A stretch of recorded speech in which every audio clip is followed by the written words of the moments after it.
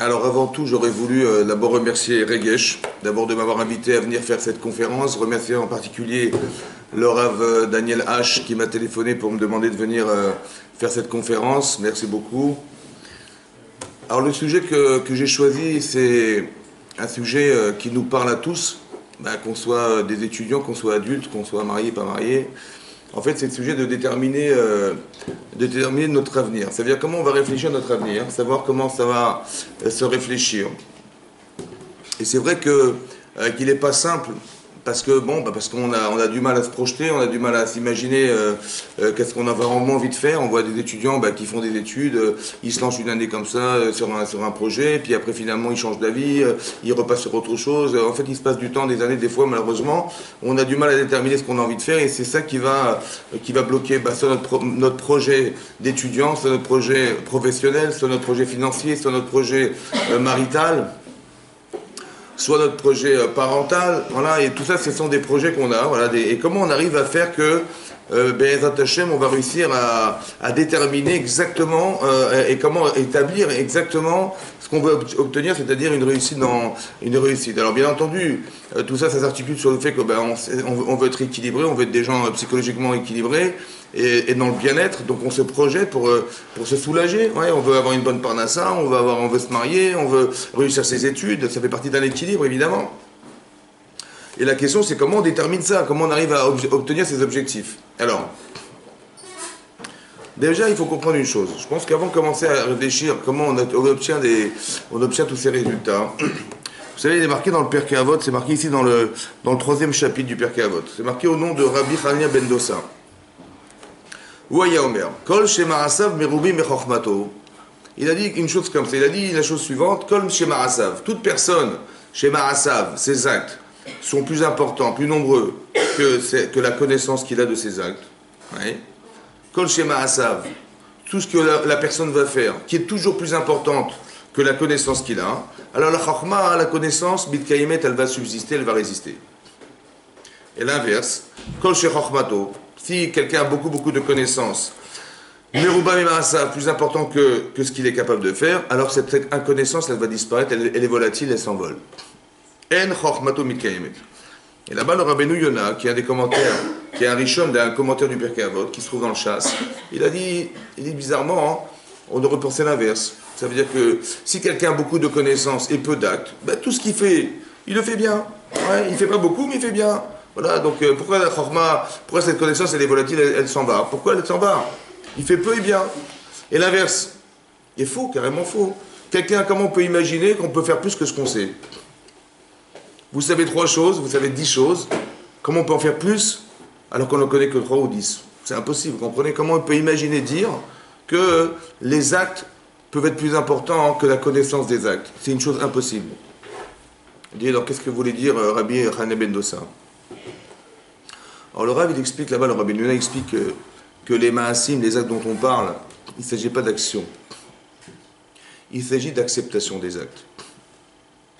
Comme c'est marqué, dit le Rabbi Yona, comme c'est marqué, Naase Venishma. On traduit, nous ferons et nous comprendrons. Alors on dit, il faut comprendre. Ben non, d'abord il faut faire et après tu comprendras. Mais si tu fais sans comprendre, tu vas faire une bêtise. Si tu fais sans comprendre, qu'est-ce que tu vas faire? Tu fais des choses sans comprendre. C'est pas intelligent, c'est pas réfléchi. Tu vas faire une bêtise, évidemment. 90%, tu vas faire une bêtise.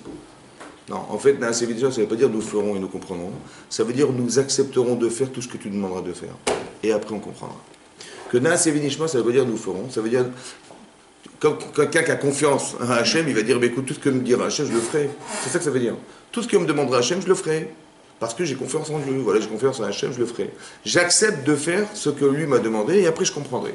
L'acceptation des actes, c'est ça que ça veut dire. Naase Venishma. Et c'est ça que ça veut dire ici, que si les actes sont plus importants, c'est quoi les actes plus importants? Tout ce que j'accepte d'Hachem, tout ce que j'accepte de faire ou de devenir, c'est cette acceptation qui va me permettre que la connaissance que j'ai de ce que j'ambitionne de faire va rester. C'est comme vous voyez des étudiants, ils font des études où il y a des concours, des examens, des concours, ils travaillent comme des fous, on leur demande d'apprendre par cœur la matière. Quelqu'un qui fait médecine la première année, c'est qu'il y a du par cœur, il faut apprendre par cœur. Donc s'il a une très bonne mémoire, il va réussir son examen. Il apprend par cœur, il réussit cet examen, il le réussit. Allez lui demander 3-4 mois plus tard, tu te rappelles de tel alinéa, tel exercice, tel... ça s'est envolé. Par contre, quand il finit ses études, et que là il est dans la période de ses études où il doit savoir, parce qu'il va être médecin, il faut savoir faire des diagnostics, il faut savoir connaître une série de médicaments, il faut savoir analyser les personnes, et tout à coup là il s'en rappelle. Pourquoi? Parce que l'objectif c'est d'être médecin, vous comprenez? C'est d'être médecin. Donc tout ce qui se greffe à cette connaissance, évidemment il va s'en rappeler, parce que s'il ne s'en rappelle pas, il ne sera pas médecin. Donc Naaseh V'Nishma, ça veut dire accepte d'être cette personne. Vous comprenez, comme des enfants qui ne réussissent pas forcément à l'école, ouais, ils sont perturbés à l'école, mais c'est pas parce qu'ils sont bêtes. Ils jouent à l'école, ils jettent des cris, ils s'amusent avec les profs, ils font des clowns. Et on dit, bah, c'est pas grave, il va se calmer, on lui fera rattraper ses cours en faisant des cours particuliers. Et ça ne marche pas. Vous savez pourquoi? Parce qu'il n'a pas accepté d'être un enfant étudiant. Parce qu'il n'a pas accepté d'être l'étudiant, parce qu'il n'a pas accepté l'école, parce qu'il n'a pas accepté le respect du professeur, parce qu'il n'a pas accepté tout ça. Vous comprenez? Donc dès l'instant où on accepte d'être l'étudiant, eh bien, évidemment, j'ai envie d'être un étudiant, j'ai envie de savoir, j'ai envie d'être cette personne, évidemment, tout ce qui va se greffer à cette connaissance, eh bien, je l'accepterai évidemment, parce que c'est ce que j'ai accepté d'être. Mais manifestement, cet enfant, il n'a pas accepté d'être. Il n'a accepté rien du tout, il n'a pas accepté l'école, il n'a pas compris à quoi ça sert, il n'a rien accepté lui, il n'a même pas accepté d'être un étudiant, donc il vient pour s'amuser, vous comprenez? C'est pareil, vous avez compris, le problème c'est combien j'accepte d'être la personne. Donc faire le choix d'être, c'est un choix fondamental au départ. Qu'est-ce que tu veux être? C'est déterminant. C'est ça qui est marqué ici dans le Pirkei Avot, que si quelqu'un il a plus d'actes que de connaissances, plus tu acceptes sur toi de prendre sur toi, et plus la connaissance qui va se greffer à ce que tu veux être, tu la retiendras parce que c'est ce que tu veux être. C'est ton désir, c'est ce que tu veux être. Vous avez compris? C'est ça qui est marqué dans le Pirkei Avot, c'est ça que dit le Rabbeinu Yonah. Très important de tenir compte de ce principe parce que ça dépend de ce que tu veux être. Et ça, c'est ça qui va déterminer au départ, avant d'envisager quoi que ce soit, qu'est-ce que tu décides d'être. Voilà. Alors, après, on va rentrer dans un problème de choix. C'est-à-dire, bon, mais oui, on a tous envie de réussir sa vie, on a tous envie d'être quelque chose, évidemment. Mais quoi? Voilà. Alors là, c'est là qu'on va devoir passer par la deuxième phase du raisonnement, qui est la suivante. On a lu dans la paracha cette semaine, dans la paracha de Lech Lecha. On va s'attarder un peu sur le texte, on va essayer de réfléchir ensemble. C'est marqué, Hachem a dit à Abraham, pour la première fois qu'Hachem parle à Abraham, il est dit la chose suivante, il avait 75 ans, Abraham, et Hachem lui adresse la parole et lui dit la chose suivante. Vayomer Hachem el Abraham. Hachem dit à Abraham, Lech Lecha, pars pour toi, Me'artsecha, de ton pays, vive à Haran, tu vas quitter ton pays, Molatecha, l'endroit où tu es né, Mibet Avicha, la maison de tes parents, et la Haaretz Asher Areka, vers une terre que je te montrerai. C'est dur de partir sans savoir où. Hachem lui dit, écoute, tu vas partir, tu quittes l'endroit où tu es né, tu quittes la maison de tes parents, tu quittes... c'est déchirant. Parce que on a ses habitudes, on a son langage, on a sa culture, c'est difficile de quitter l'endroit où on vit. Ouais. Il lui dit, bon, il a confiance en Hachem, il va écouter. Alors, le souci que j'ai, il est double en fait. C'est de comprendre, c'est quoi l'Echa? Hachem dit, Lech Lecha. C'est comme je dis à ma femme, tiens, pars pour toi faire des courses, pars pour toi aller chercher les enfants à l'école, pars pour toi. On ne dit pas à sa femme, pars pour toi, ça n'existe pas. Donc c'est quoi pour toi? Pourquoi Hachem a besoin de rajouter l'Echa?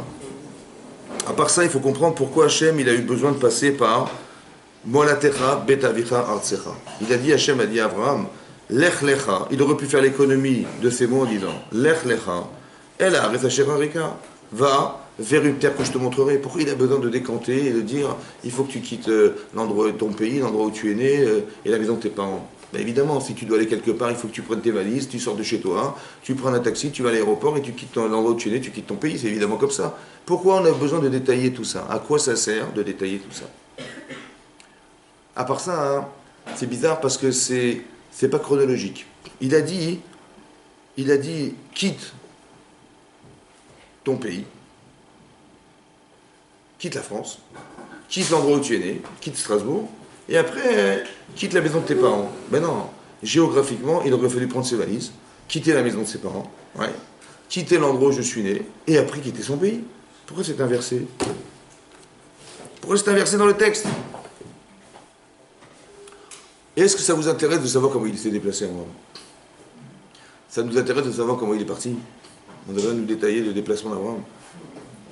En fait, de vous nous apprendre quelque chose. Rashi explique ici, il dit Rashi là, il dit c'est quoi Artsecha, c'est quoi Asher Areka que je te montrerai. Il dit il lui a pas dévoilé pour lui donner envie de retrouver cet endroit. Mais Rashi rajoute la tête lo sachar alcool dibur vedibour. Hachem il a rajouté Artsecha, Molatecha, Bet Avicha pour lui donner un salaire sur le fait de s'être déplacé, d'avoir quitté son pays, l'endroit où il est né, la maison de ses parents. Que s'il est capable d'arriver à se déplacer et de quitter ça, alors Hachem lui va donner un salaire pour ça. Maintenant, c'est quoi Artsecha? Sa culture, c'est son pays, c'est sa langue. C'est quoi Molatecha? C'est ses repères d'enfant. Ouais. Et c'est quoi Betavicha? C'est la maison de ses parents. C'est son côté émotionnel, familial, toutes les émotions qu'il a construites dans sa famille, c'est ça qu'il va devoir quitter, c'est difficile. Mais bon, ça reste des moyens. Mais évidemment qu'il faut quitter ses parents, si on veut partir ailleurs, il faut quitter son pays, sa maison, et évidemment que c'est comme ça. Depuis quand Hachem il paye un salaire sur un moyen? Depuis quand on donne un salaire sur ce qui est le moyen d'arriver au but? Le but c'est quoi? C'est Eretz Israël, voilà, on sait. Évidemment, il faut prendre un billet d'avion, il faut partir. Ce sont des moyens qui permettent d'accéder au but. Depuis quand Hachem il paye un salaire, comme il paye un salaire sur la mitzvah réalisée, sur un moyen qui permet d'arriver au but. Pourquoi Akadosh Baruch Hu il payerait un salaire comme il paye un salaire lorsque j'aboutis, alors que ce que je vais faire n'est que le moyen d'aboutir à ce que j'espère un jour atteindre? Pourquoi Hachem il paye un salaire sur ça? C'est pas normal. Alors on est obligé de dire, comprendre une chose importante, que le but, c'est pas ce que tu vas atteindre. Pour l'instant, le but, c'est Artsecha. Ça veut dire quoi? Ça veut dire comme ça. Prenons l'exemple d'Abraham Avinu. Un exemple commun, vous connaissez des gens qui partent en Israël, ça va? Et ils vous disent, là-bas, ils sont là-bas, ils disent, ah bon, tu viens en France, tu viens d'Israël, super, tu peux m'amener de Barry d'Ariel, la lessive en Israël, les bidons.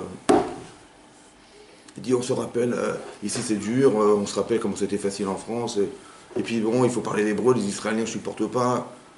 Qu'est-ce qu'il est en train de vous dire? Il est en train de vous dire, il vit en Israël, mais sa tête elle est en France. Donc il n'a pas quitté son pays, il n'a pas quitté ses parents, il n'a pas quitté son lieu d'enfance. Vous avez compris ce qui se passe? Hachem il t'a pas compris, il faut pas que tu sois là-bas, et comme un élastique, tu vas revenir à la case départ. Il faut au départ, le but c'est là-bas, c'est vrai, mais pour que tu sois épanoui là-bas, il faut qu'au départ, le but ça soit Artsecha. Tu es un Français, ta langue c'est la France, ta culture c'est la culture française. Tu vas partir dans un pays étranger, tu sais pas où tu vas aller, mais c'est forcément étranger. Est-ce que tu es capable de faire un travail psychologique et de te dire, je sais que je vais être mieux là-bas et je vais essayer de réfléchir comment je vais me débarrasser de ce qui va être un obstacle dans ma vie que d'être un Français à l'étranger. Et quand tu auras réussi à faire ça, alors on passe à l'étape suivante qui est plus compliquée. Parce que, en fait, pourquoi Hachem il a choisi cet ordre-là? Pas pour nous expliquer le déplacement d'Abraham, mais pour nous expliquer de façon chronologique la difficulté qu'on a d'atteindre quelque chose. C'est plus facile de se séparer de sa culture, mais c'est plus compliqué encore de se séparer de l'endroit où je suis né. Et c'est même plus compliqué encore de se séparer de ses parents. Vous comprenez? Ça veut dire qu'il va devoir faire un travail psychologique Abraham pour ne pas être prisonnier de ce qu'il a un jour construit dans sa vie qui va l'empêcher d'atteindre le but suprême qui est d'arriver là-bas où il doit aller. Comprenez-le dans un cas précis de la Torah, mais comprenez-le pour chacun d'entre nous. Il y a ce qu'on appelle des moyens et ce qu'on appelle des buts. Et nous on pense que voilà, on fait vite nos études, on fait machin, et des fois si on peut tricher c'est pas grave. Allez, le but c'est d'avoir l'examen, puis après on verra. On va se marier, puis on verra quand on sera marié. On aura des enfants, quand on aura des enfants, on verra. Le but c'est d'avoir des enfants, quand on aura des enfants, on verra. Mais en vérité, tout ça, ce sont des besoins. J'ai besoin de réussir mes études. J'ai besoin de rentrer dans un monde professionnel. J'ai besoin de me marier. J'ai besoin d'avoir des enfants. Mais ce sont des besoins. Vous comprenez le danger du besoin? Le danger du besoin, c'est que quand vous avez faim, qu'est-ce que vous faites? Eh bien, vous mangez. Et quand vous avez mangé, vous n'avez plus faim.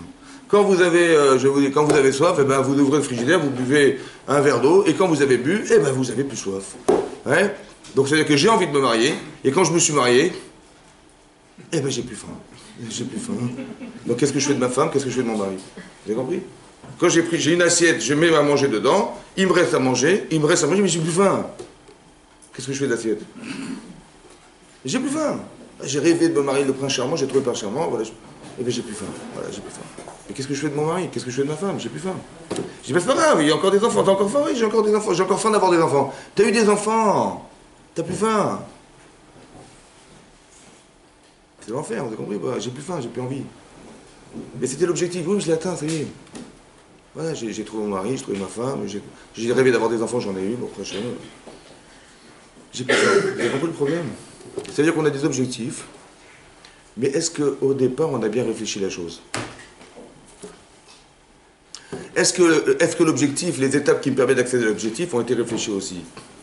Tu veux avoir des enfants, mais si tu n'as pas réfléchi au khinour de tes enfants avant, est-ce que tu penses que tu vas réussir? Est-ce que tu veux te marier? Est-ce que si tu n'as pas réfléchi un petit peu à ce que c'est que la notion du mariage, la notion du partage, tu ne sais pas partager, toi tu es chez tes parents, tu reçois tout ce qu'on te donne. Est-ce que tu sais ce que c'est qu'une femme? Est-ce que tu sais ce que c'est qu'un mari, un homme? Est-ce que tu sais ce que c'est que de partager sa vie avec une autre personne que toi? Est-ce que tu sais réfléchir à deux? Est-ce que tu sais qu'en face de toi, qu'est-ce que tu fais de l'autre? Ça se réfléchit avant, ça. Mais tu te dis, mais non, mais on met la bague et c'est terminé. Mais non, la bague, c'est qu'un moyen. C'est vrai, mais c'est le but, en fait. Comment tu vas être la personne? Comment tu as accepté d'être cette personne-là? Et tous les moyens qui vont te permettre d'accéder à un but, dit Rachi, c'est pas le but, c'est pas d'atteindre ce que tu dois atteindre, mais de conserver en tête que toutes les étapes que tu vas devoir traverser pour y arriver, ce sont des buts en soi. Ah, c'est rare. Si tu réfléchis pas à ça, tu vas être là-bas, en fait ta tête elle est là. Et si tu n'as pas réfléchi, comment tu vas te débarrasser de ton endroit? Tu es un Strasbourgeois, tu viens à Strasbourg, tu as tous tes repères, tu as tous tes amis. Mais comment tu vas quitter cet endroit? C'est difficile. Mais comment tu vas faire? C'est un travail psychologique qu'il faut faire évidemment avant. Eh ben, c'était ça le but. Tu vas recevoir un salaire sur ça. Parce que c'était le but au départ. Essayez de comprendre qu'il y a des étapes à atteindre pour aboutir à quelque chose. Mais au départ, il faut que je réfléchisse à tout ce qui me permet d'accéder. Et ces étapes de ma vie, ce sont des buts en soi. Parce que quand je les traverse en vitesse, j'arrive au bout et je crois que je me suis construit. Et bien je ne me suis pas construit. Des fois c'est dur, vous savez que c'est dur, ces étapes sont difficiles. Mais elles sont difficiles, pourquoi elles sont difficiles? Parce que pour faire un choix, je pense dans la vie, un jour, il faut développer une émotion. Par exemple, regardez la différence qu'il y a entre Abraham et Lot. Hachem dit à Abraham, va-t'en, quitte ton pays, quitte la maison de tes parents. Si Hachem a besoin de lui adresser la parole et de lui dire une chose pareille, c'est parce que c'est difficile pour un être humain de partir. C'est difficile de quitter ses parents, de quitter l'endroit où on est, c'est difficile. Bizarrement, l'autre on lui dit rien du tout, et l'autre il a suivi Abraham. Bon, quand vous voyez cette tête, vous dites, tiens, Abraham il a eu des problèmes de conscience que l'autre n'a pas eu. L'autre il a eu des mounas, on lui dit rien du tout, il y va, il fonce. Bizarrement, plus tard c'est marqué dans cette paracha que quand Abraham a dit à Lot, écoute, on ne peut plus vivre ensemble, il paraît de là, il faut que tu te sépares de moi. Il dit, il n'y a pas de problème, tu iras à droite, j'irai à gauche, à droite. Où est-ce qu'il va partir Lot? Il va partir à Sédom. Mais c'est quoi Sédom? Sédom, c'est l'antithèse du Chesed. C'est incroyable, quand quelqu'un, il peut suivre aveuglément un homme qui est un homme de Chesed, et à l'inverse de ce qu'il a choisi, il va choisir Sédom, qui est exactement l'inverse d'Abraham. Comment c'est possible? Vaïssa Ena Vaya, il a vu le Kikar Yarden, il a dit ça c'est beau, c'est ruisselant, c'est riche, ben c'est là que je vais aller. Pourquoi la Torah a besoin de dire qu'il a levé les yeux, il a vu? Pourquoi Abraham il a dit écoute, tu vas où? Tu vas à droite? J'irai à gauche. Tu iras à gauche? J'irai à droite. Non, tu iras où tu voudras. Depuis quand ma destination ne dépend de ton choix? Il a dit tu vas où? Tu vas à droite? J'irai à gauche. Mais non, tu iras où tu voudras, j'irai où j'irai. Et peut-être on ira tous les deux à droite, à 300 km de distance. Pourquoi il lui a dit? Pourquoi il a dit mais où tu vas? Si tu vas à droite, j'irai à gauche. Pourquoi il a dit je veux faire l'inverse de ce que tu vas dire? Pourquoi? Vous savez pourquoi? Parce qu'il a trouvé chez l'autre qu'il avait un petit problème. Il a dit je suis sûr et certain que le Hémet c'est l'inverse de ce que tu vas me dire. Dis-moi juste ce que tu choisis. Vous avez compris ce qui se passe? Ça veut dire que comme il n'a pas été construit, pourquoi il n'a pas été construit? Parce qu'Abraham il est passé par Tsecha, par Molatecha, par Betavicha. Maintenant tu vas dire à Abraham, écoute tu sais quoi? On va kiffer, on va partir à Sdom, il y a de l'argent. Mais tu sais quoi, il y a des problèmes là-bas, tu pars tout seul, tu vas te faire influencer. Il dit attends, j'ai pas compris. Tu crois que j'ai quitté mes parents, j'ai quitté mon pays pour aller à Sédom? Mais jamais de la vie j'irai là-bas. Vous avez compris? C'est-à-dire que la difficulté d'appréhension, qui est la méthode logique de la pression exercée par le moyen, ben, me permet de faire ce choix que de dire d'être cohérent en disant mais je vais quand même parler à cet homme, ça va pas ou quoi? Ça c'est celui qui a fait un choix, vous avez compris? Celui pour qui c'était difficile de faire ce choix. Mais pour qui quelqu'un c'était pas difficile, il a suivi Abraham aveuglément. Il n'est pas passé par l'état par Tsiram ou la Terra Betavicha. Donc il n'est pas construit pour faire des choix. Pourquoi il n'est pas construit? Parce qu'il n'y a pas d'émotion de la difficulté d'avoir fait un choix. Et puisqu'il n'y a pas l'émotion de la difficulté de faire un choix, et ben il n'y a pas de choix possible, il n'y a pas de mauvais choix. Et donc il dit, ben moi je vais là-bas, comment tu vas te débrouiller? Ben, je fais ce que j'ai envie de faire, ça veut dire ce que je désirais faire. Ce que j'ai vu que c'était beau, c'était sympa, et je vais là-bas. Je dis, t'as pas tort, c'est bien, t'as raison. Mais tu sais quoi, c'est joli, mais ta vie spirituelle là-bas, qu'est-ce qu'elle va devenir? Je dis, mais c'est pas grave, je vais m'arranger, je vais faire les balais de chouva, tu vais faire les balais de chouva, mais va dans le désert. Et tu pars tout seul en plus, est-ce que tu es cohérent? Vous avez compris ce qui se passe? Ça veut dire qu'Abraham, il a fait des choix difficiles, mais c'est ces choix difficiles qui lui ont permis d'arriver à faire des choix un jour.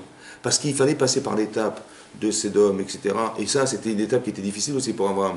Mais s'il n'avait pas été construit dans ce choix au départ, parce il a dit, mais oui, on passe vite l'étape par Tsechamet, Avicham et Molatecha, vite, prends les billets d'avion, on y va. Tu n'es pas construit pour faire des choix, donc tu peux faire n'importe quel choix, tu peux faire les choses que tu désires. C'est-à-dire que, encore une fois, ce que je vous explique, c'est de dire, on a un objectif à atteindre, mais les étapes que je vais devoir passer pour atteindre ce but sont plus importantes que le but à atteindre au départ. Pourquoi? Parce que c'est ces étapes qui me permettront d'arriver à ce que je dois atteindre un jour. On va dire en gros, tout ce que vous vivez au quotidien, il faut l'accepter. Pourquoi? Parce qu'Hachem, il a un projet pour nous tous. Il y a un projet même à long terme, très long terme. Mais tout ce que vous vivez, ce sont des étapes que vous traversez, qui vous construisent pour passer à l'étape suivante. Si vous la refusez, vous dites tiens, moi j'ai peur de l'avenir, je vais voir une carte ancienne, une sorcière, elle va me dire voilà ce qui va m'arriver demain. Ah, c'est possible, il n'y a pas de problème. Mais bon, je vais savoir ce qui va m'arriver. Et donc je vais échapper à ce qui va m'arriver parce que je vais m'arranger pour ne pas le vivre. Mais essayez de comprendre que d'éviter de vivre ce qu'Hachem me propose, c'est d'éviter Hachem. Mais est-ce qu'Hachem il voulait me faire une crasse ou il voulait me construire? Quand Hachem dit à Abraham, Lech lecha mer tsecha, mais c'est très dur, qu'est-ce qu'il me propose Hachem? C'est ça qui va te permettre de te construire. Surtout ne pas comprendre que ce sont des moyens et que si je peux éviter ces moyens parce que j'ai un objectif dans ma vie, je vais réussir ma vie comme ça. Non. Parce que juste que d'être ma'amin b'Hachem, c'est de comprendre que tout ce que tu vis, accepte-le, parce que c'est ça qui va te permettre d'accéder à l'étape suivante. Pour atteindre un but auquel on n'est même pas au courant, personne ne sait où il va, vous avez compris, c'est comme ça. Seulement d'accepter de vivre des événements, ça me permet de me construire. Et de me construire, ça me permet d'accéder à ce but. C'est quoi l'echa? Rachid explique comme ça. Lech lecha me'artsecha. Pars pour toi vers un pays que je te montrerai. C'est quoi l'echa? Ben c'est toi. C'est quoi toi? Rachid explique comme ça. L'echa, Rachid dit, le'anatra ou tovatra. En hébreu, ça veut dire, la ana en hébreu, ça veut dire le plaisir. Assour la anot mina olam hazeh belo bracha. On n'a pas le droit de jouir de ce monde sans faire une bénédiction. La anot, c'est je mange un fruit, c'est bon, et ben je dois dire une bracha sur le fruit que je mange parce que j'ai profité du fruit. La anaa, c'est le plaisir. Le bénéfice, le plaisir. Hachem dit pars pour toi. Le anaatra ou le tovatra. La anaa, c'est le plaisir corporel. Le tov, c'est spirituel. Vayar Hachem ki tov. Pourquoi Rashi a dû me dire que l'echa, ça veut dire c'est la conjugaison de deux choses antinomiques. C'est le plaisir corporel et à la fois c'est un plaisir spirituel. Comme si Hachem il voulait nous dire à travers ce texte que tu sais ce que c'est toi. Toi, c'est la composition de deux choses antinomiques. Tu as un corps et tu as une neshama. Et ces deux tendances, elles s'opposent. Tu as quelque chose qui te dit reste sur terre et quelque chose qui te dit monte dans le ciel. Il y a quelque chose qui te dit projette au long terme, il y a quelque chose qui te dit non, regarde le court terme. Ton corps, il veut jouir du court terme. Ta tête, elle te projette. Et zeu chacham aroet anolad. Donc vous avez compris, c'est antinomique. Comment tu vas faire le shalom entre ces deux êtres contradictoires? Comment tu vas faire le shalom, la paix entre ces deux êtres contradictoires? Ta neshama, elle rêve qu'une chose, c'est de partir, et ton corps, il rêve qu'une chose, c'est de ne pas aller là-haut et de rester en bas. Léanatra ou tovatra. Bizarrement, Rashi, il a mis le plaisir avant le tov. Qu'est-ce que vous auriez dit, vous? Si entre le bien et le mal, et le plaisir et le pas le plaisir. Moi, j'en dis, évidemment, d'abord, on met d'abord le bien avant le tov, avant le plaisir, évidemment. On voit que c'est l'inverse. Rachid a dit dans Léanatra ou tovatra. D'abord le plaisir avant. Ça veut dire que quand vous avez un projet personnel, si vous n'avez pas plaisir à le faire, si c'est spirituel, on va dire c'est spirituel, mais sans plaisir corporel, ça n'a pas d'avenir. Vous allez dire, ouais, c'est super, je suis parti à l'Eshiva, j'ai étudié la Torah, mais alors, t'en tires quelque chose? Non. Ou alors l'inverse, tu dis, ben moi, toute ma vie, je vais passer ma vie à Eilat, les palmiers, le sable fin, la plage et tout ça, toute ma vie, voilà, je vais faire ça. C'est ma hana, c'est mon grand plaisir, mon rêve, je vais aller.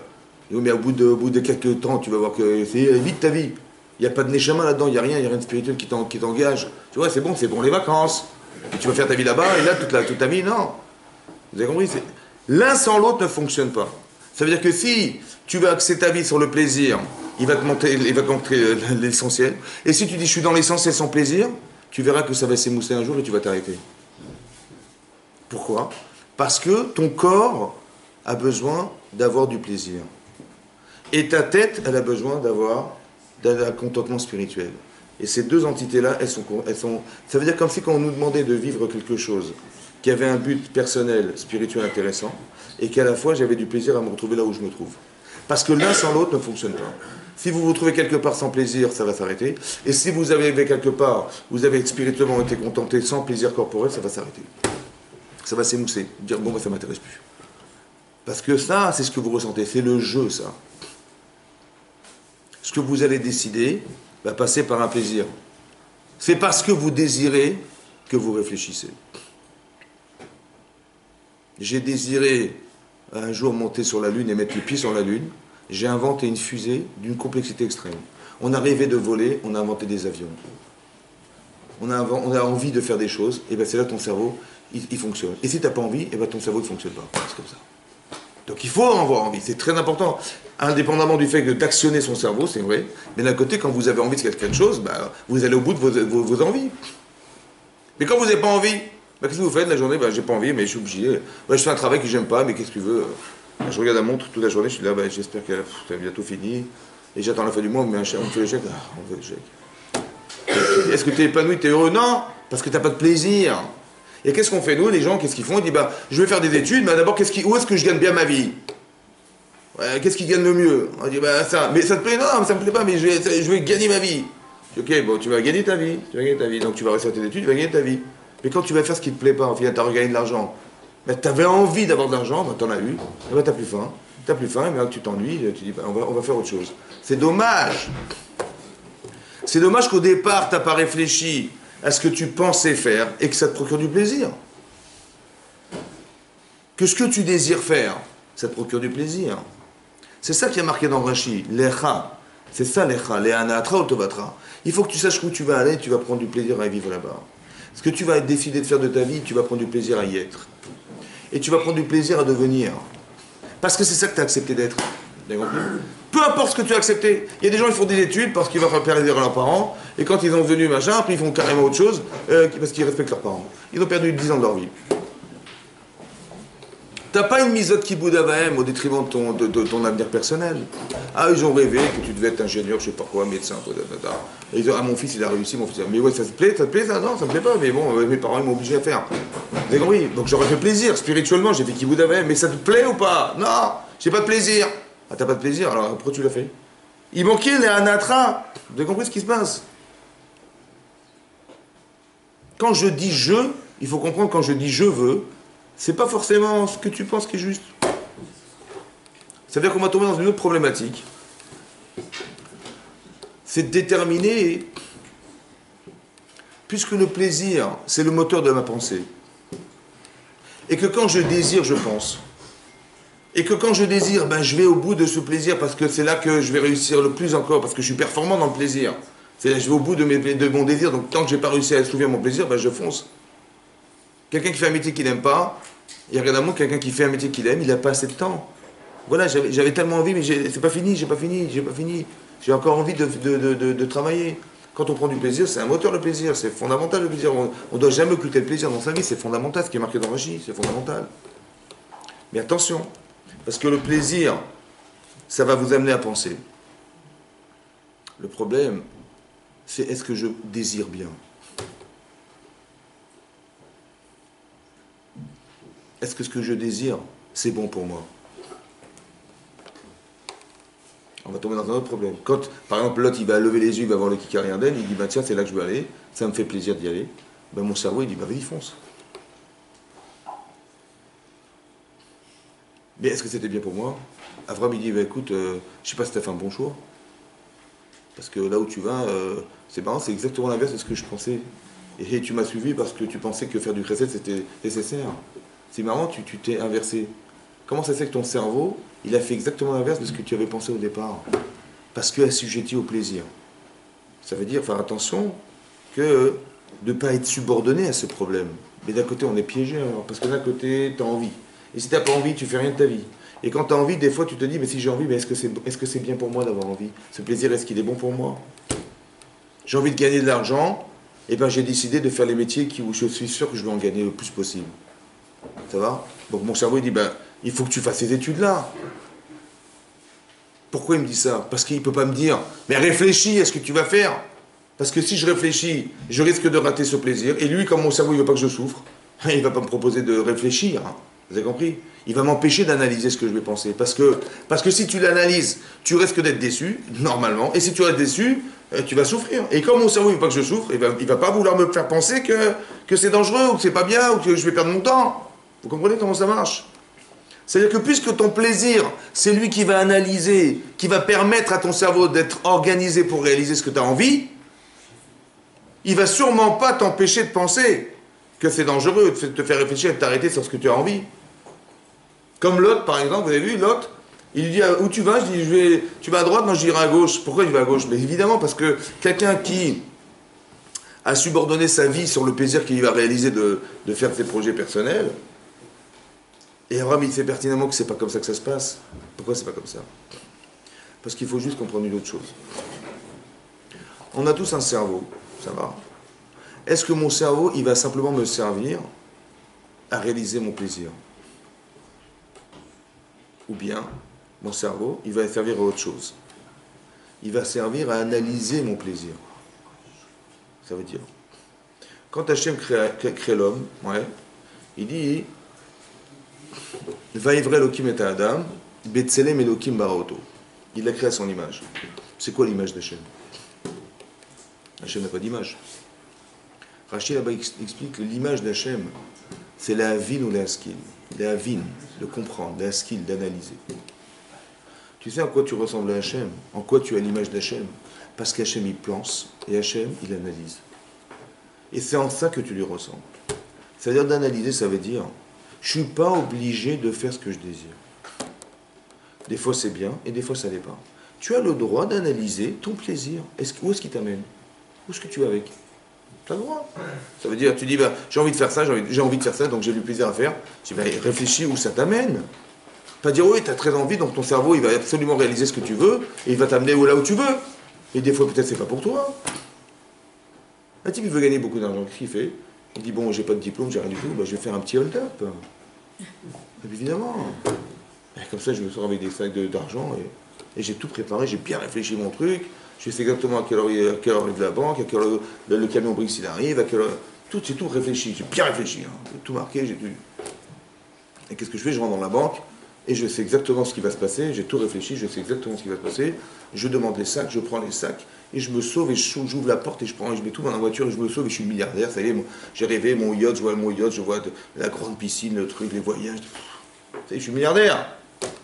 J'ai réalisé mon projet, j'avais très envie, je l'ai réalisé. C'est ça, oui, non? Maintenant, je me dis, attends, dis-moi, tu n'es pas recherché par la police? Non? Bon, peut-être, hein, je sais pas. Est-ce que ta photo, elle n'est pas dans tous les journaux de... Est-ce que tu vas pas être obligé de changer ton nom, changer ton visage, changer d'endroit, t'enfermer pendant des années dans un trou, là-bas, pour pas... Non? Ça va, ça te plaît ou pas? Tu crois que ça a de l'avenir, ce que tu as pensé? Si, bah, manifestement, je crois pas.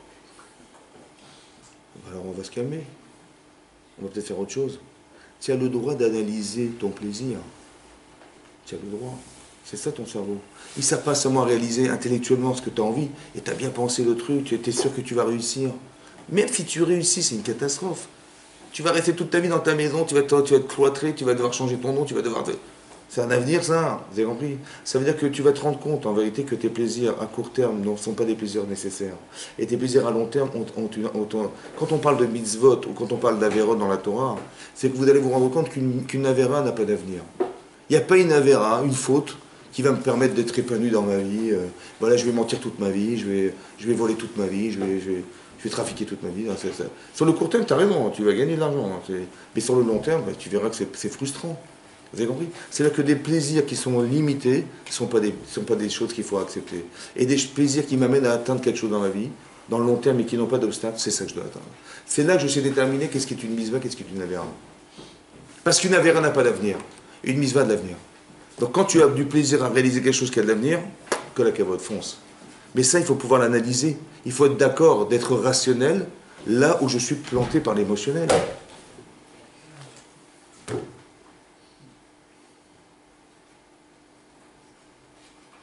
Tu dis, bizarre, parce que quand Adam Arishon,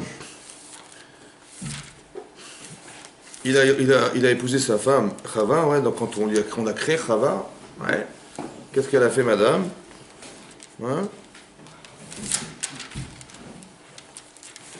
C'est marqué dans la Torah comme ça.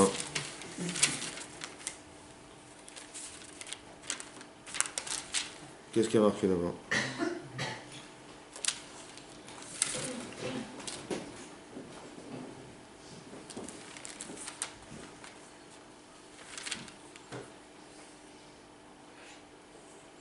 C'est marqué comme ça. Vatere Aisha. Elle a vu la femme, donc on parle de Chava, qui tov ha'etz. Tov ha'etz, il est bon le fruit, l'arbre. Les ma'achal pour le consommer. Vikri ta'ava ou la'enaim. Il est ta'ava. Il est plaisant. La'enaim à voir. Venechmad et agréable. Ha'etz la skill pour devenir intelligente. Vatikar mi pirio. Donc la Torah nous dit qu'il était tov, il était nechmad, et ta'ava, et agréable. Plaisant et agréable. C'est des notions émotionnelles. Ouais. Donc elle était attirée, en vérité, parce qu'une femme est émotionnelle, par sa nature, émotionnelle, et donc elle est attirée par ce qui est tov, nechmad et ta'ava. Ça va? Et donc elle a mangé ce fruit. Vatikar mi pirio, vatochal. Vatite gam leisha, mais elle a aussi donné à son mari. Vayochal, il a mangé. La Torah nous dit pourquoi elle a donné à son mari. Rachid dit pourquoi elle a donné à son mari. Hein?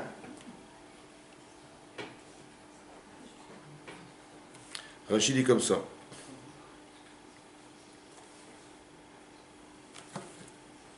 Vatitegam leisha.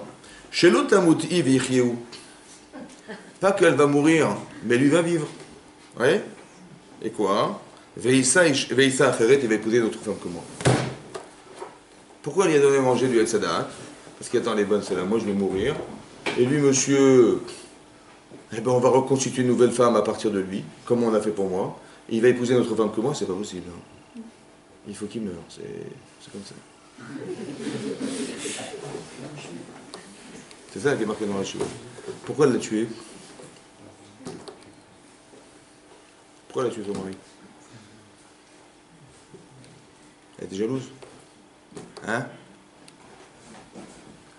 En fait, j'ai pensé que non, c'est pas ça. En fait, une femme, elle sait qu'elle est née de l'homme. Elle est associative. Quand la Torah nous dit qu'on a créé la femme de l'homme, c'est pas pour nous raconter des histoires. C'est pour nous expliquer qu'une femme, elle sait qu'elle est née de quelque chose. Elle est associée à quelqu'un. Comme par exemple, vous dites à quelqu'un, une femme qui sort de son travail, elle dit où tu vas? Mais je rentre chez moi. Et tu dis à son mari où tu vas? Il dit je rentre chez moi. Ça va? Bon, mais on ne rentre pas pour la même raison. Un homme il rentre parce qu'il est fatigué. Hein. Donc dès qu'il arrive à son canapé, et sa femme elle rentre parce qu'elle dit attendez, j'ai des enfants, j'ai un mari, il faut que je m'occupe de la famille. Et une femme elle comprend pas son mari, elle dit mais je comprends, mais attends, tu vois pas que je suis toute seule, tu vois pas que voilà, je m'occupe des enfants, et qu'est-ce que tu vas t'en faire ta chambre avec ton ordinateur, tu t'amuses? Mais je suis fatigué. T'as compris ou pas? Mais tu m'as rien dit, moi, tu m'as pas dit ce qu'il fallait faire, moi tu me dis je viens, mais tu m'as rien dit. Pourquoi l'homme n'est pas associé à son épouse? Parce que la femme est née de l'homme. Et donc elle sait qu'elle est associée à quelque chose, donc forcément elle va s'occuper d'autre chose que d'elle-même. Mais un homme n'est pas né de quelque chose, il est né de la terre. Donc il dit, mais tu m'as demandé, je fais, tu m'as rien demandé, je fais rien. C'est comme ça, je me sens pas concerné par. C'est ça la nature. Maintenant elle va tuer son mari, vous savez pourquoi? Parce que mon mari il est associé à moi, il ne peut pas avoir une autre femme que moi. Il faut que, si je meurs, il doit mourir. Pas par jalousie, peut-être c'est par extrapolation, c'est la jalousie, mais en vérité au fond, c'est parce que mon mari il n'a pas d'autre femme que moi, donc si je moi, sa faute en fait c'est pas avoir assumé sa faute. Mais quelque part ça veut dire que elle a dit, puisque je dois mourir, alors il ne peut pas avoir une faute, donc il faut qu'il meure. Ok. Qu'est-ce qu'Hachem il a dit après? Donc il y a eu un châtiment à ça, oui? Qu'est-ce qu'il a dit Hachem à ça? Qu'est-ce qu'il a fait Hachem? Il y a marqué comme ça. Hachem il a dit, El Aïcha Amar. À la femme, il a dit Arba arbe etzboner. Multiplier, tu vas multiplier ta souffrance. Ve'eroner et ta grossesse. Ve'etsef tel dibani, mais dans la souffrance, tu enfanteras des enfants. Ça va Rachid dit Arba arbe etzboner. Eh bien, c'est ça, al-gidul banim, la souffrance de l'éducation de nos enfants. Eroner, une grossesse difficile. Avant, elle tombait enceinte le jour où elle a couché. Ça prenait une journée. Aujourd'hui, ça prend 9 mois et vous savez ce que ça veut dire. D'accord. Et tel libanais, mais l'accouchement, c'est une catastrophe. Ça va? C'est les souffrances. Qu'est-ce que ça a à voir avec sa faute? Qu'est-ce que ça a à voir avec sa faute? Elle a proposé à manger à son mari, et maintenant, madame, elle va éduquer ses enfants dans la douleur, elle va coucher dans la douleur, une grossesse dans la difficulté. C'est quoi? C'est nausée, tout ça. Pourquoi? Qu'est-ce que ça a à voir avec sa faute? En quoi c'est réparateur de son problème? On a l'impression, quand on voit le texte, la Torah, qu'Hachem, il a puni. Voilà, il dit, t'as pas écouté ce que je dis, bah, tu vas souffrir, madame. Tu vas les coucher dans la douleur. C'est ça qui est marqué ou pas? Est-ce qu'Hachem il punit les gens? Alors j'ai pensé comme ça. Pourquoi elle a donné à manger à son mari? Vous savez pourquoi? Parce qu'elle a dit, mais attends, mais si mon mari il épouse une autre femme que moi, ça m'est insupportable. Il faut qu'il meure pour ne pas que je souffre. Il faut qu'il meure. Parce que si je vais mourir et je vais savoir que mon mari épousera une autre femme que moi, c'est que je vais en souffrir. Et ça, c'est pas possible, vous comprenez? Par association. Donc, il faut qu'il meure pour ne pas que je souffre. C'est ça ta faute, en fait. Alors, tu sais quoi? Est-ce que tu vas dorénavant accepter de souffrir pour faire vivre? À la différence de ne pas avoir accepté de souffrir pour ne pas qu'il meure. Je l'ai tué pour ne pas souffrir. Par égoïsme personnel. Mais non, ça va être dur d'enfanter. Vous avez compris? Mais pourquoi? Parce que quand tu vas souffrir de devoir avoir des enfants, c'est ce sacrifice contre le bonheur de faire vivre autour de toi. À la différence d'avoir tué pour ne pas souffrir. Vous avez compris ça? Ça, c'est Chava. À l'homme, il a dit. Donc vous avez compris qu'Hachem, ce qu'il fait, en fait, il corrige un problème. Il inverse des émotions, parce que la correction, c'était au départ une émotion. Mais je ne supporterai jamais que mon mari épouse une autre femme que moi, c'est pas possible.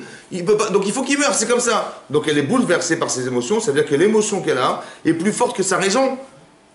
Au lieu d'assumer sa faute, elle dit non, parce que ma faute je l'assume, mais attends, mon mari, il va épouser une femme que moi, c'est pas possible, donc il faut qu'il meure. C'est-à-dire que l'émotion est plus forte. Il faut que tu acceptes de souffrir pour faire vivre maintenant. À la différence d'avoir tué pour ne pas souffrir. C'est ça le tsar Guidou Banim. C'est ça comment dire, la souffrance des enfants. C'est ça la souffrance de. C'est dur, vous avez compris? Pourquoi c'est dur? Pas parce que Hachem nous a punis, il n'a puni personne.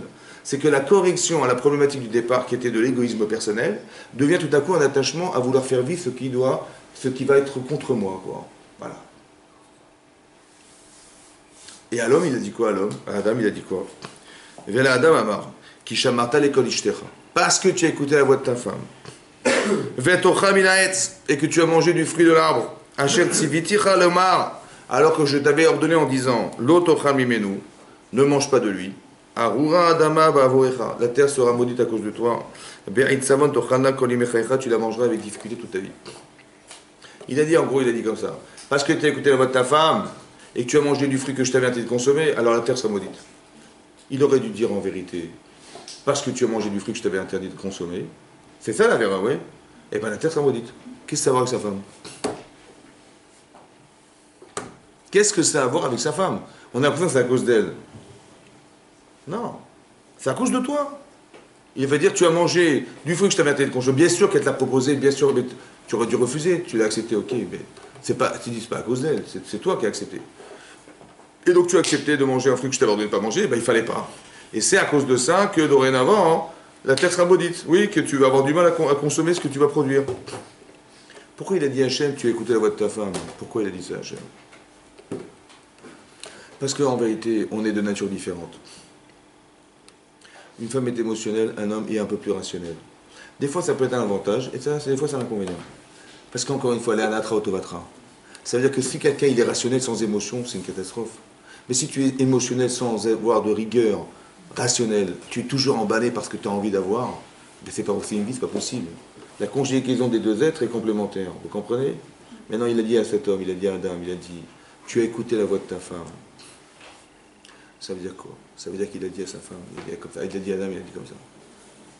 Elle a été bousculée par ses émotions, c'est ça, Tava, Tov, Nechmad, c'était plus fort qu'elle, elle a fait la vera.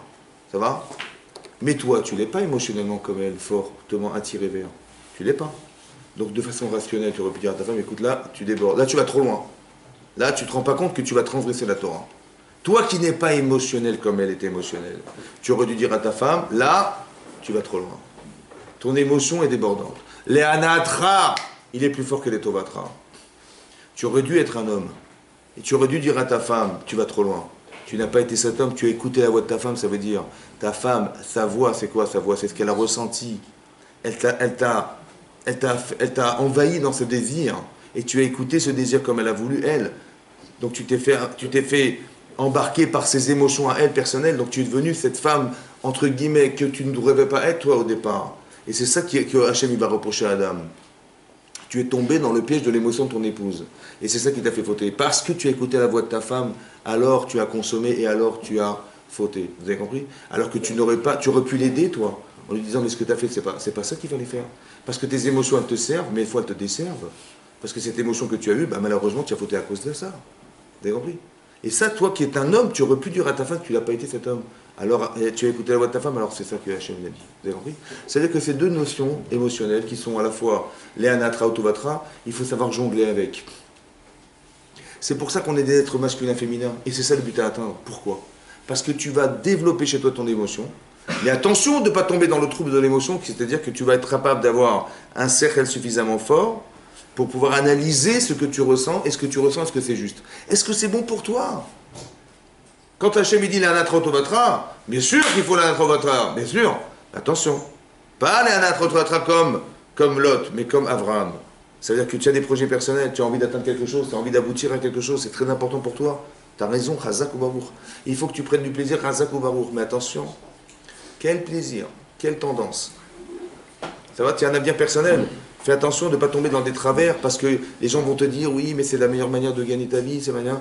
Il n'y a pas de problème. Mais regarde où ça t'amène. Est-ce que ça va te construire ta vie? Est-ce que tu vas être épanoui dedans? Ou bien c'est quelque chose qui va être momentané? C'est dommage que tu fasses tant de perte de temps. Quand tu vas épouser ta femme, tu dis oui, je vais l'épouser pour ce qu'elle est. Mais c'est pour ce qu'elle a ou pour ce qu'elle est? C'est pareil. Ton mari, c'est pareil. C'est pour ce qu'il a ou pour ce qu'il est? Et ça, il faut faire attention, parce que là, on va tomber dans des travers. Vous avez compris? Il y a des gens, ils sont follement tombés amoureux de quelqu'un ou amoureux de quelqu'un, ils veulent rien savoir. Je dis, mais tu vois pas où tu vas? Tu dis, non, c'est embarqué parce que l'émotion est plus forte que la raison, et donc ils n'arrivent pas à s'en sortir. C'est pour ça que je dis toujours aux gens, il faut quand bien même il faut être capable de penser de façon rationnelle. Ça veut dire, au lieu de dire je, dis il. C'est pas toi, c'est lui. Et quand tu penses à l'autre, tu penses c'est pas toi. Tu dis pas je, donc tu n'es pas imbriqué dans l'émotionnel. Tout à coup, tu vas te rendre compte, mais c'est n'importe quoi. Parce que ça ne te concerne plus déjà. Vous avez compris? Tu dis, voilà, monsieur, il a fait ça, il a fait ça, il a fait ça. Qu'est-ce que tu aurais dit de façon théorique? Tu dis, bah, il fait des bêtises. Mais c'est toi. Vous avez compris? C'est-à-dire que dès l'instant où tu rationalises les éléments, tout à coup, tu te rends compte. Quand tu as un but dans ta vie, c'est ça l'objectif qu'on veut atteindre. Mais quand tu le vois de façon émotionnelle, sans mettre de la rationalité dedans, tout à coup, tu te rends compte que tu es stupide. Ou l'inverse, où tu mets de la rationalité, mais tu ne mets pas d'émotion. Ben, tu dis, ma vie, elle est sans objectif, sans intérêt, sans plaisir. Et ça, c'est très important de conjuguer les deux choses. C'est-à-dire que c'est ça qu'on doit se fixer comme objectif. On doit avoir des objectifs. Après, pour arriver à ça, il faut aussi être capable, pour arriver à un objectif personnel, c'est-à-dire de se dire, voilà ce que je veux faire de ma vie et ce que je veux faire de moi, il faut être capable au départ de déterminer, je pense, sa personnalité, son niveau d'intelligence, son niveau d'émotion, ses capacités de résistance. Tout ça, il faut l'analyser. Parce que on a tous envie de faire quelque chose de soi, c'est vrai. Mais dans quelle mesure, dans quel ordre et dans quel domaine? Alors, pour ne pas se mentir, ou ne pas être frileux, parce que je ne sais pas où je vais aller, je ne sais pas quoi faire, je ne sais pas ce que je serai capable, je ne sais pas. Mais essaie d'analyser. Vous savez, il y a une période dans l'année qui s'appelle Elul, le mois d'Elul, qui précède Rosh Hashanah. Cette période d'Elul, c'est un travail d'introspection, c'est un travail d'analyse. Ça veut dire que vous allez être capable de demander un jour à Hachem quelque chose qui va être le produit de votre objectif personnel pour l'année prochaine. Parce que moi j'ai traduit Rosh Hashanah. Rosh Hashanah, ça veut dire, on dit le début de l'année. C'est vrai. Mais en vérité, Rosh Hashanah, c'est la tête de l'année. C'est quoi la tête de l'année? Pour dire le début, on a dit la tête. Comme c'est pour nous dire que la tête, qui est l'élément essentiel qui va articuler toute ma vie et tout mon corps, c'est mon cerveau. Le cerveau de l'année, la tête de l'année, c'est ce jour-là. C'est ces 2 jours-là. Ça veut dire quoi, la tête de l'année? Eh bien, la tête de l'année, ça veut dire que, bizarrement, Rosh Hashanah tombe le premier jour du mois de Tishri. Et on nous dit que Rosh Hashanah, c'est le jour du jugement d'Hachem. Hachem nous juge. Plutôt que d'appeler ce jour la tête de l'année, qui est un élément temporel, qui ne nous sert à rien, il aurait mieux valu appeler ce jour le jour du Yom Hadin. Voilà, ça veut dire quelque chose. Tu dis Purim, Al-Shemapour au tirage au sort, Pessar parce que Passar. Parce que Pessar, ça veut dire quelque chose. Shavuot, parce que les 7 semaines qui nous séparent de Pessar à Shavuot, je comprends.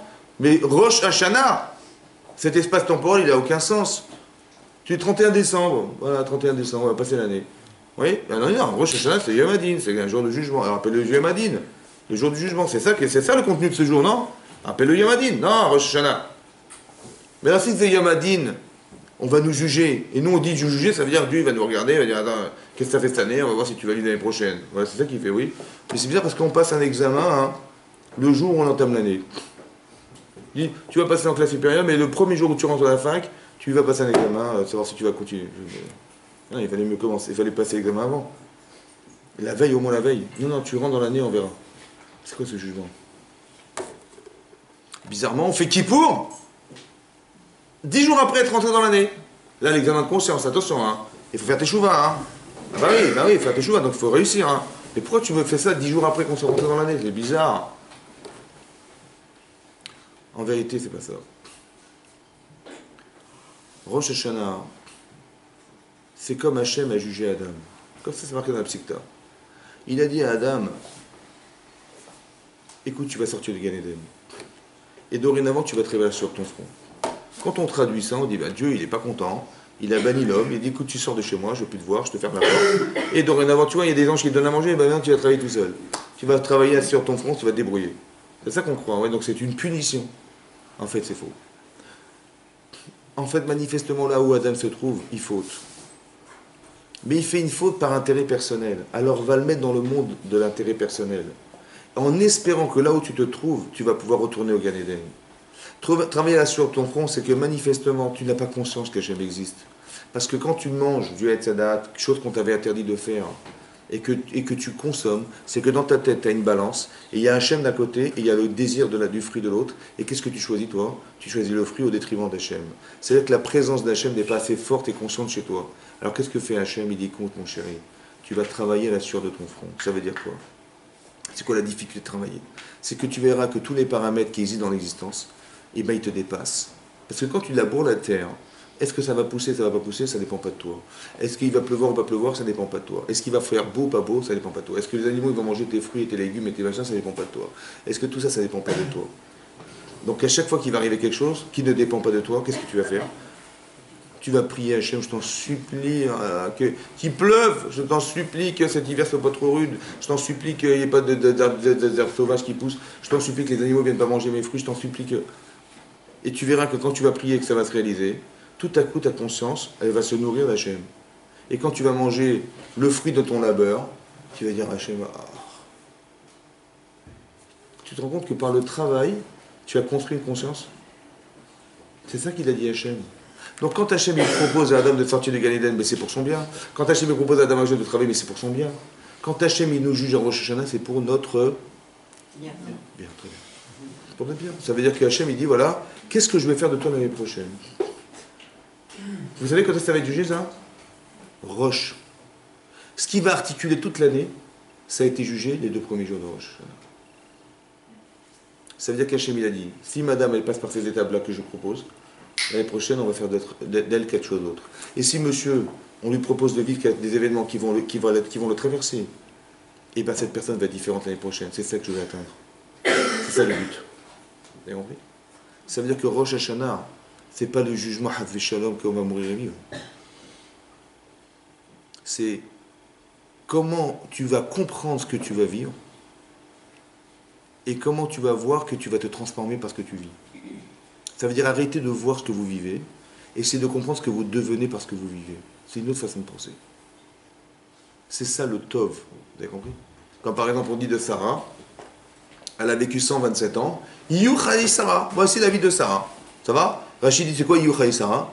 Et bien Yuchai Sarah, Kulam, toutes ces années 127, Shavim était équivalente les Tova pour le bien. C'est-à-dire que madame, elle a vécu une vie extraordinaire, Baruch Hashem. Oui ou non? Les Tova, c'est quoi les Tova pour le bien? Bon, elle n'a pas eu d'enfant pendant 90 ans, donc elle a dû pleurer toute sa vie, le pauvre.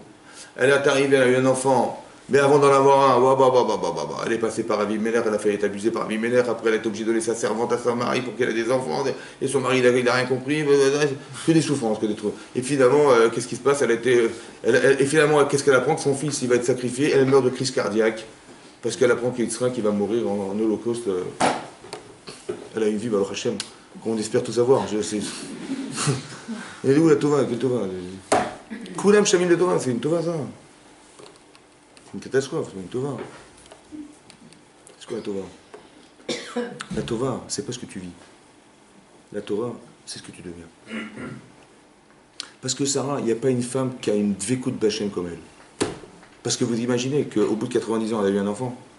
Mais quel bonheur elle a eu d'avoir un enfant, cette dame. Ça va?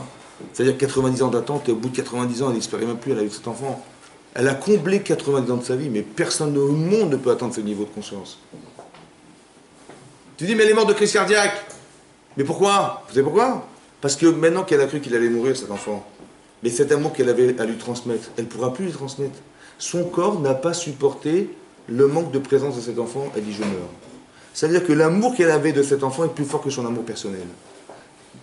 Ça veut dire que dans sa conscience de femme, elle a cristallisé en elle le bonheur d'en avoir, et que si elle ne peut plus se le procurer, elle préfère disparaître. C'est peut-être ça le lobby de la femme juive. Mes enfants, mes enfants, mes enfants. Parce que nous, on descend de ça, hein, vous descendez de ça. Ça veut dire qu'on a une adoration pour nos enfants. Mais d'où ça vient ça? Mais ça vient de Sarah. Ça veut dire que d'un côté, tu dis, mais c'est une catastrophe. Mais oui, c'est une catastrophe. Mais tu as deux façons de lire les choses. C'est pas plaisant de voir ça, c'est pas l'anatra. Mais c'est l'anatra, bien sûr. Il faut savoir voir le bien dans ce qui me paraissait mal. Il faut aussi savoir, c'est pas parce que c'est pas plaisant que c'est mal. C'est pas parce que c'est agréable que c'est bien. Des fois c'est agréable de manger du chocolat. C'est agréable. Et après j'ai du mal à passer par la porte. Hein, c'est agréable de manger, c'est agréable de faire de ça. Mais après j'ai des maladies. Ça... Mais c'est pas parce que c'est bon que c'est bien. Et des fois l'inverse. C'est pas parce que c'est pas bon, c'est pas bien que c'est pas bon. Vous avez compris? Il faut savoir voir. Il faut savoir voir le bien. C'est-à-dire que je vais vivre des choses qui ne sont pas forcément agréables, mais qui vont construire. C'est comme Abraham, on lui dit, mais c'est pas plaisant de partir. Mais tu vas construire des choix avec ça. Des tovatras. Vous avez compris? C'est-à-dire qu'il faut réfléchir que quand j'ai des objectifs, j'accepte tout ce qui va se passer pour moi. Parce qu'en vérité, on se construit dans sa vie, mais qu'est-ce qu'on va devenir? On n'en sait rien. Et puisqu'on n'en sait rien, on est obligé de comprendre que je me laisse porter par Hachem. C'est-à-dire que moi, j'ai des projets personnels. J'ai envie de faire quelque chose. Des fois, ça correspond à un projet divin, et donc super, donc on ouvre des portes. Des fois, en fait, je ne sais pas ce que je vais devenir. Mais je fais en sorte que ce que je veux devenir correspond à ce que la Torah attend de moi. Et après, Hachem, il va s'arranger pour nous mettre quelque part. Yosef, il est devenu Yosef en prison. Mais comment il va sortir de prison? Tu es devenu Yosef. Alors Hachem, il va te téléphoner. Il va téléphoner à Paro, il dit, voilà Paro, je connais un psychanalyste en prison, il va t'aider. Mais comment il aurait pu imaginer que Paro allait téléphoner à Yosef pour lui faire sortir de prison? Mais personne n'aurait écrit une chose pareille. C'est pas ton problème. Ce qu'on te demande, c'est de devenir la femme d'Hachem. On te demande d'être l'homme qui correspond à un projet d'Hachem. Et à partir du moment où tu corresponds à ce projet, après c'est Hachem qui va t'ouvrir des portes. Et des fois on doit prier pour atteindre cet objectif parce qu'on ne sait pas où on va. On ne sait vraiment jamais exactement quel objectif on doit atteindre. Seulement il faut que tu saches un jour que ce que tu vas devoir devenir, c'est ton plaisir personnel, et autant que c'est un attachement qui est spirituel. On n'a rien à gagner d'avoir des enfants. On perd de l'argent tous les jours. Mais tous les jours, vous avez compris, on perd de l'argent, on perd de la patience, on perd des cheveux, on perd de tout. Qu'est-ce que tu gagnes? Tu as des enfants, ils disent, moi, un enfant pas plus, parce que, attendez, j'ai calculé, ça va me coûter une fortune. Et j'ai jamais vu quelqu'un le jour du mariage de son fils, il va dire, écoute mon chéri Mazal Tov, mais bon, ça m'a coûté quand même 2 500 000 euros quand même. Bon ben on va échelonner, petit à petit tu vas me rembourser, ça n'existe pas, vous avez compris. Donc on perd du temps, on perd de l'argent, mais on n'a pas d'arrière-pensée derrière. Pourquoi? Mais jamais, ça n'existe pas ça. Vous avez compris, ça n'existe pas ça. Ça veut dire quoi? Ça veut dire que la satisfaction de ce que tu as procure, tu es fier de toi, tu es fier d'avoir ces enfants, et c'est ça que tu espérais. Et c'est ça qu'il faut comprendre. C'est spirituel en fait. Tu investis de ta personne, mais c'est le résultat est spirituel. Et cette expérience de vie, il faut la comprendre pour pouvoir l'exercer et l'utiliser et la puiser dans son existence personnelle pour l'utiliser dans toute forme de projet personnel. Tu veux faire des études, sache que si tu vas travailler correctement, tu auras des satisfactions. Et si tu triches, tu vas avoir ton diplôme. Mais quand tu vas travailler, tu ne sauras jamais exactement. Si on va t'interroger sur ça, ou tu vas devoir faire un exercice comme ça dans ta vie, et tu auras toujours peur parce que tu n'es pas la personne. Alors à quoi ça sert de tricher? Mais c'est qu'une étape, moi ce qui compte c'est le diplôme, moi. Moi la note, je m'en fous, je pompe, je regardais à droite à gauche, je me demandais, t'as raison, tu auras ton diplôme. Mais c'était pas une étape, c'était un but. Parce que la compétence, tu dois l'avoir, et tu l'as pas. Tu dis, mais non, ça va, je vais m'arranger. Non, il faut des compétences. Ce que tu pourrais t'amener est un but en soi. Et ça, il faut le réfléchir au quotidien, c'est comme ça. Dans toute forme de vie, c'est comme ça. Chaque étape que vous passez dans la vie, si vous passez une étape, c'est le but à atteindre. Après, on verra demain, on verra plus tard, mais c'est ça le but. Et donc, ce que je voulais vous dire ce soir, c'est ça. Donc, dans n'importe quel domaine qu'il soit le domaine des études, le domaine du mariage, le domaine le domaine parental, on est des parents, et ben, tout ça c'est pareil. C'est-à-dire que tout ce qui me permet d'accéder à la réalité des choses et à l'objectif que je dois atteindre doit passer par des étapes. Et ces étapes, pour moi, ce ne sont pas des étapes. Ce sont des buts en soi qu'on doit atteindre et on doit passer. On doit être excellent, on doit être dans la performance de ces étapes pour permettre d'accéder à l'essentiel, que des parents justes, des parents cohérents, des parents qui aiment leurs enfants et des études réussies et une ambition qui soit animée par un désir d'atteindre quelque chose et qui soit animée toujours par ces deux notions qui sont le bien et le bon. Et que si l'un manque, eh ben, il va manquer quelque chose de fondamental et c'est pour ça qu'on doit toujours conjuguer sa vie dans le bien et dans le bon tout le temps, tout le temps, tout le temps. Chazak ou Baruch, merci beaucoup.